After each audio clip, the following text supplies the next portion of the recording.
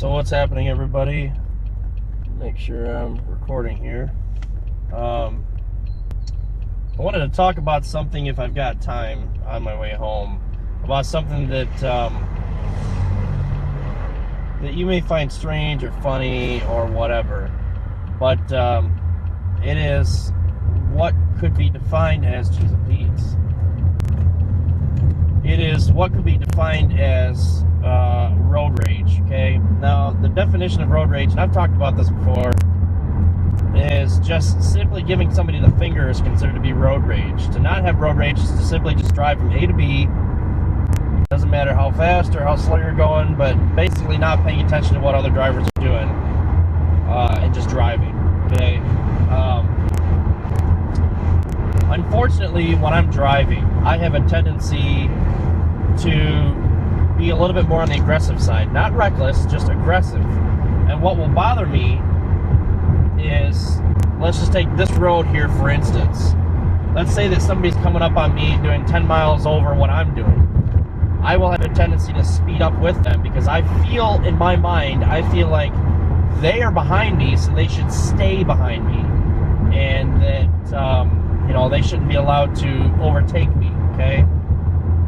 I mean, I know it sounds weird, but what really bothers me is in heavy congested traffic. Nobody likes congested traffic, but you will always have that one person who has a way of weaving in and out of lanes and getting further and further. It's like what they say, the nice guy finishes last. So here I am following all the rules, driving like I'm supposed to be driving, and some asshole will come up behind you and just in and out of lanes and just continuously do that. And I had a friend who was like that in high school, and it was like everything I could do just to hold on, thinking, man, what a prick. Cutting people off, cutting somebody off, then turning. And I remember I said to him, I was like, why do you drive like such an asshole? He's like, I don't care. I need to get somewhere, so I'm going to get there as fast as I possibly can. And I think to myself, going all the way back to high school, okay, I had an 84 Blazer. It was a piece of crap Blazer. There was, not much to it, but I drove it like it was a sports car. Because in my mind, I had my own vehicle.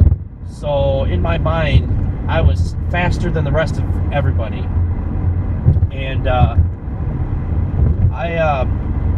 I just drove it thinking, oh, Corvette, who cares? I'm faster than you. So when I would always keep up with the Corvette or pass the Corvette or whatever, and I always had that feeling in my mind like, yeah, I'm faster than you. I didn't know the limitations of my truck, which was 0 to 60 in like 13 seconds or something. Just absurdly slow. But that's how I felt. So here I am, 30 years old, and I'm feeling like, in my mind, I'm feeling like, I see some piece of shit, let's just say Cavalier or something, coming up on me real fast. And I think to myself, you know what? I've got a fast car. I'm going to let this little piece of shit think he's faster than me and let him get around me or past me. No, I'm going to put this kid or piece of crap car in its place.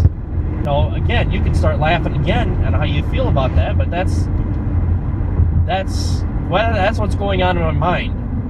And yesterday, and this is what is making me want to talk about this. Yesterday, my wife drove us to church, and it's about a 30-minute drive. And she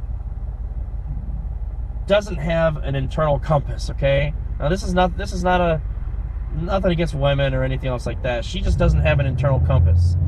And she doesn't really pay too much attention to her surroundings. And twice she almost got us into an accident. And I was the passenger, and I was yelling at her, stop. I mean, really yelling at her. And she kept on turning. There was an intersection where only one side out of the four would go at once. Shit. There was only one side that would go at once, and she thought, oh, okay, because our side's red, then the side across from us is red. So when she went to make a right turn, she assumed, okay, all I have to do is look left. I don't see anybody. And just kept on going. She didn't look straight. and there was somebody coming. There were two people who were coming who were going straight, and I saw this, that she was pulling out and she was going to cut them off and there'd be an accident, and I yelled at her, stop, like 5 different times, and she was looking like behind her and stuff like that, and it's like, my God. And so I tend to be a little bit more defensive on driving, whereas I pay attention to my surroundings, and it's almost like a competition to me.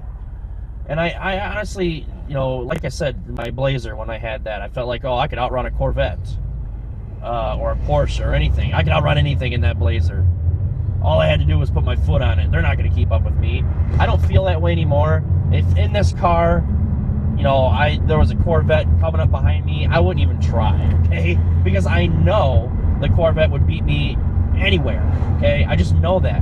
But when it comes to something like a Honda or a Cavalier or anything that I perceive like a truck, like this guy in front of me, anything I perceive as being slower than me, I don't want them to get the impression that they're faster than me. No way. Especially a kid. I want to put that kid in his place. Like, hey, you've got a 4-cylinder, 120 horsepower Cavalier, and you think that by doing 10 miles an hour over the speed limit, you're faster than I am? No, you're not. Let's go. Let's do this. And that really bothers me, and that's what's legitimately going on in my head, to the point where it almost makes me sick, especially when I'm driving with my wife, because she tends to be a little bit more, she's, you know, she drives faster in certain situations, but why are we going so slow? But she tends to not pay too much attention to her surroundings. So, you know, when somebody's coming up behind her real fast and I can see him in the side mirror or whatever, and I'm thinking to myself, man, I would never let that person pass me or whatever. You know, I just, I don't know. I really can't put too much into words. So it really legitimately bothers me. And you could call it a condition, but I'm not reckless by any means. That's the thing, is these sort of conversations come up with, oh, you're just reckless. No, I don't drive weaving out of the lanes. I don't act reckless. I don't do any of that stuff. But the thing is the definition of reckless, some people, and I've got these conversations on YouTube, on my own channel, some people say just doing 1 over the speed limit means you're reckless because you're breaking the law and that's automatically reckless. No, it's not, okay? Speed limits are there to protect the public, right? Well, a lot of times speed limits are there to set up speed traps, and that's what I don't like. And that's where that cop was sitting, right there, this morning. So, man, dude, are you out of state or something? I can't tell. You're driving really fucking slow. So anyway, that's just something that I struggle with internally. Finally.